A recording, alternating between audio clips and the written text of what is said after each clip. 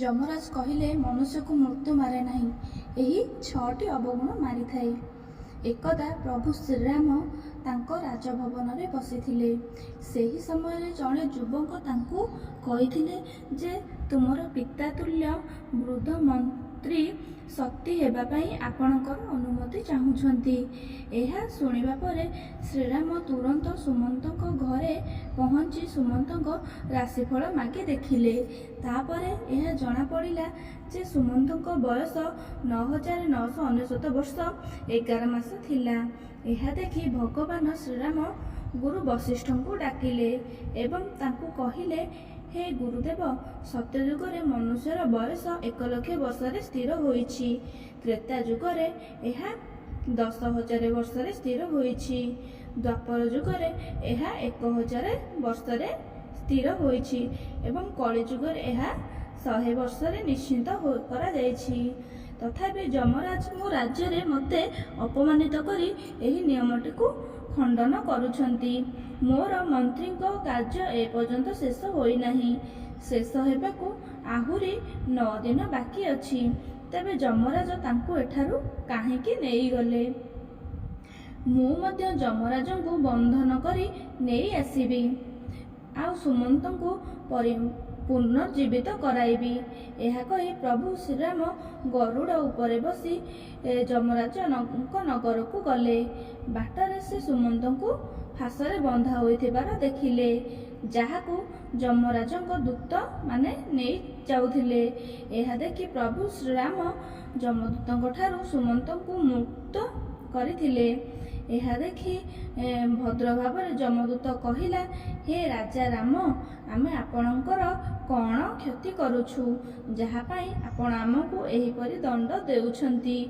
ଭଗବାନ ଶ୍ରୀରାମ କହିବା ଆରମ୍ଭ କଲେ, ଯମଦୂତ, ଏହାର ଜୀବନର 9 ଦିନ ବାକି ଅଛି। ତେବେ ତୁମେ ଆଗରୁ କାହିଁକି ନେଇ ଯାଉଛ? ଯେତେବେଳେ ତାଙ୍କର ଦିନ ସମାପ୍ତ ହେବ, ତେବେ ତୁମେ ଆସି ତାଙ୍କୁ ନେଇଯାଅ। ତାପରେ ମୁଁ କିଛି କହିବି ନାହିଁ। ଏହିପରି ପ୍ରଭୁ ଶ୍ରୀରାମଙ୍କ କଥା ଶୁଣିବା ପରେ ଯମଦୂତ କହିବା ଆରମ୍ଭ କଲେ ଯେ, ହେ ରାଜା ରାମ, ସେ ଏକ ଅଦ୍ଭୁତ ଭାବରେ ଜନ୍ମ ହୋଇଥିଲେ।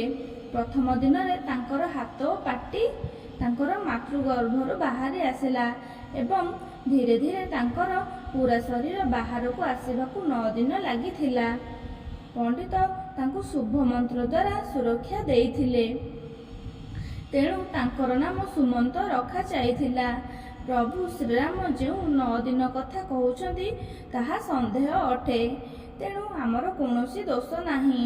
ଆପଣ ବ୍ୟର୍ଥରେ ହିଁ ଆମଠାରୁ ଛଡ଼େଇ ନେଉଛନ୍ତି।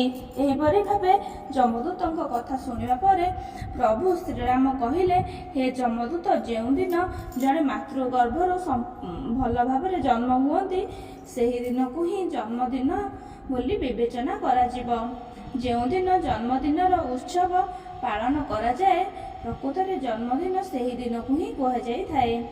ତେଣୁ ଏବେ ସୁମନ୍ତଙ୍କର 9 ଦିନ ବାକି ଅଛି।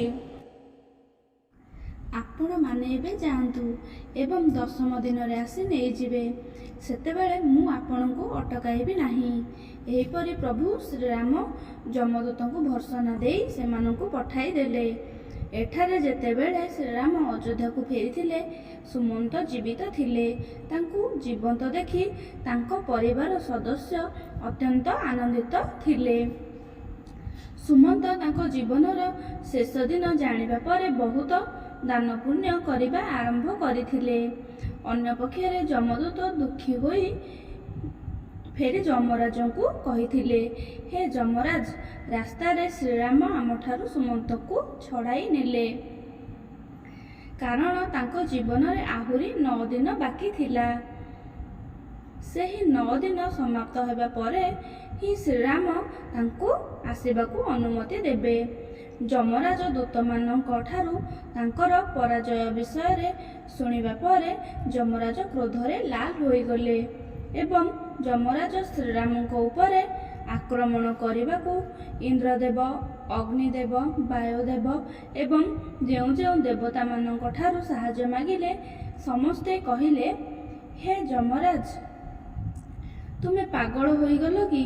ତୁମେ ଭଗବାନ ବିଷ୍ଣୁଙ୍କ ସହ ଯୁଦ୍ଧ କରିବାକୁ ଚାହୁଁଛ? ଏଠାରୁ ଚୁପଚାପ ତୁମ ଯମପୁରୀକୁ ଫେରିଯାଅ। ଶ୍ରୀରାମଙ୍କ ତୁମେ କ'ଣ ବା କରିପାରିବ?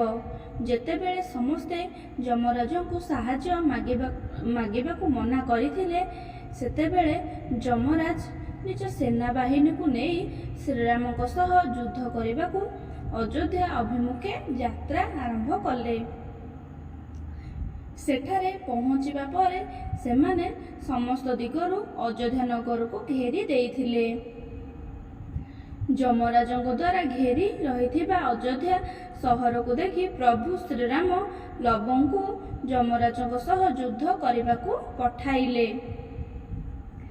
ରାମଙ୍କ ସାନ ପୁତ୍ର ଲବ ଏବଂ ଯମରାଜଙ୍କ ମଧ୍ୟରେ ଏକ ଭୟଙ୍କର ଯୁଦ୍ଧ ଆରମ୍ଭ ହୋଇଥିଲା। ଲବଙ୍କ ବାଣ ଦ୍ୱାରା ଯମରାଜଙ୍କର ସମସ୍ତ ଯୋଦ୍ଧା ଏକ କ୍ଷଣ ମଧ୍ୟରେ ପରାସ୍ତ ହେଲେ। ନିଜ ସୈନ୍ୟବାହିନୀର ଏହି ଅବସ୍ଥା ଦେଖି ଯମରାଜ ଆହୁରି କ୍ରୋଧିତ ହୋଇଗଲେ। ଶେଷରେ ଯମରାଜ ତାଙ୍କ ଅସ୍ତ୍ର ମାନଦଣ୍ଡକୁ ଲବ ଉପରେ ଛାଡ଼ିଦେଲେ। ଯମଦଣ୍ଡକୁ ଦେଖି ଲବ ଯମରାଜଙ୍କ ଉପରେ ବ୍ରହ୍ମାସ୍ତ୍ର ଛାଡ଼ିଦେଲେ। ଏହା ଦେଖି ଯମରାଜ ଫେରିଗଲେ। ଲବଙ୍କ ଦ୍ୱାରା ଛଡ଼ା ଯାଇଥିବା ବ୍ରହ୍ମାସ୍ତ୍ର ଦେଖି ଯମରାଜ ନିଜ ଜୀବନ ବଞ୍ଚାଇବା ପାଇଁ ଦୌଡ଼ିବାକୁ ଲାଗିଲେ।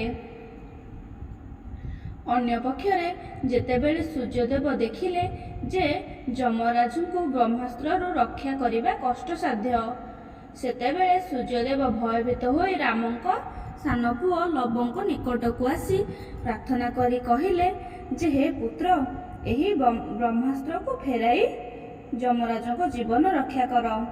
କାରଣ ତୁମେ ଆମର ବଂଶରେ ଜନ୍ମ ହୋଇଛ ଏବଂ ଏହି ଯମରାଜ ମୋର ହିଁ ପୁତ୍ର ଅଟେ। ତୁମେ ତୁମର ପୂର୍ବଜ ଯମରାଜଙ୍କୁ ହତ୍ୟା କରିବାକୁ ଚାହୁଁଛ କି? ଏହିପରି ଭାବରେ ସୂର୍ଯ୍ୟ ଭଗବାନଙ୍କ ଅନୁରୋଧ କ୍ରମେ ଲବ ବ୍ରହ୍ମାସ୍ତ୍ର ଫେରାଇ ଦେଲେ।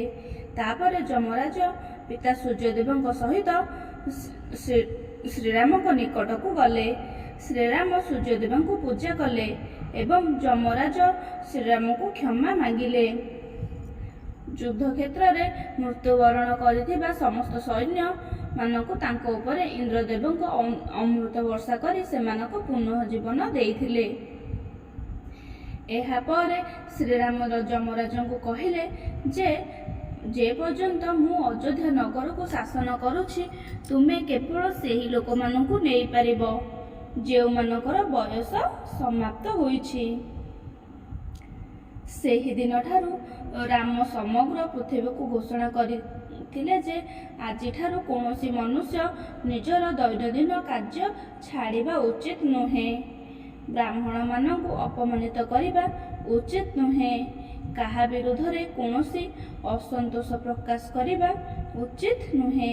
କାହାର ଧନ ଚୋରି କରିବା ଉଚିତ ନୁହେଁ ଏବଂ ଯଦି ସେ ଧନ ଚୋରି କରନ୍ତି ତେବେ ସେହି ଦୋଷୀମାନଙ୍କୁ କଠୋର ଦଣ୍ଡ ଦିଆଯିବ। ଧାର୍ମିକ କାର୍ଯ୍ୟ ସବୁବେଳେ କରାଯିବା ଉଚିତ। ଯଦି କେହି ଅକାଳରେ ମୃତ୍ୟୁବରଣ କରେ ତେବେ ତାଙ୍କୁ ତୁରନ୍ତ ଆମ ପାଖକୁ ଆଣ ଏବଂ ସେ ତୁରନ୍ତ ଜୀବିତ ହୋଇଯିବେ। ପ୍ରଭୁ ଶ୍ରୀରାମ ଯମରାଜଙ୍କୁ କଡ଼ା ନିର୍ଦ୍ଦେଶ ଦେଲେ ଯେ ଆମ ରାଜ୍ୟରେ କେହି ବି ଅକାଳରେ ମୃତ୍ୟୁବରଣ କରିବେ ନାହିଁ।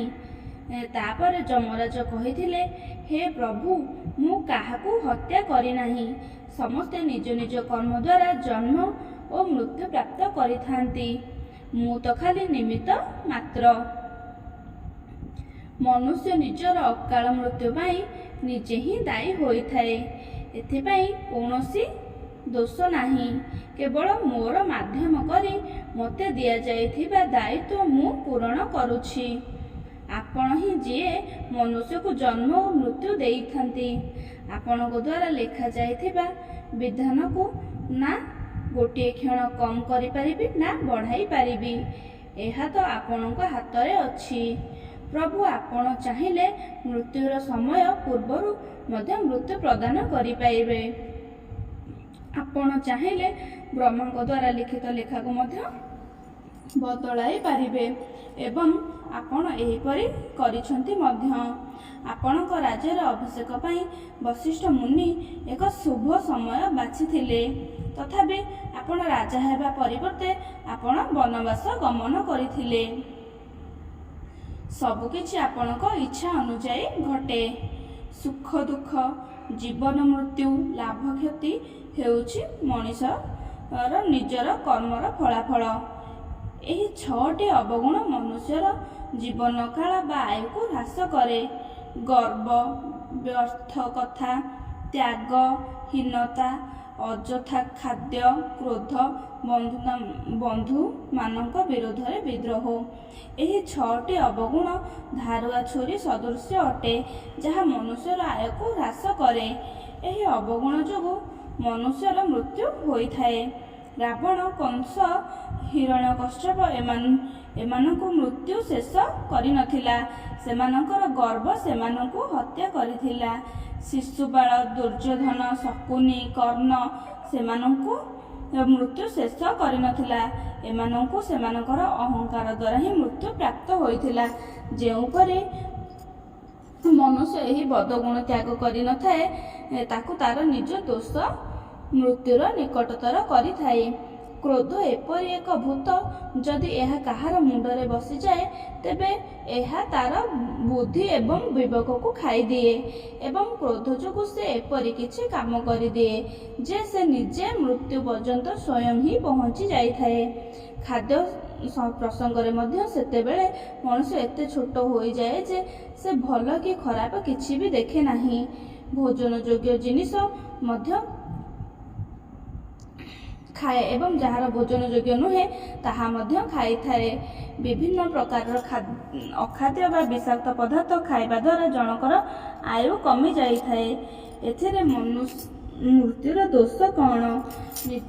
ନିଜ ବନ୍ଧୁ ବା ପ୍ରିୟଜନଙ୍କ ସହ ଯିଏ ବିଶ୍ୱାସଘାତକତା କରେ, ତାଙ୍କୁ ଅପମାନ କରେ, ସେ ମଧ୍ୟ ମୃତ୍ୟୁ ଦ୍ୱାରା ନୁହେଁ ବରଂ ନିଜର ଛୋଟ କାମ ଦ୍ୱାରା ମରିଯାଇଥାଏ।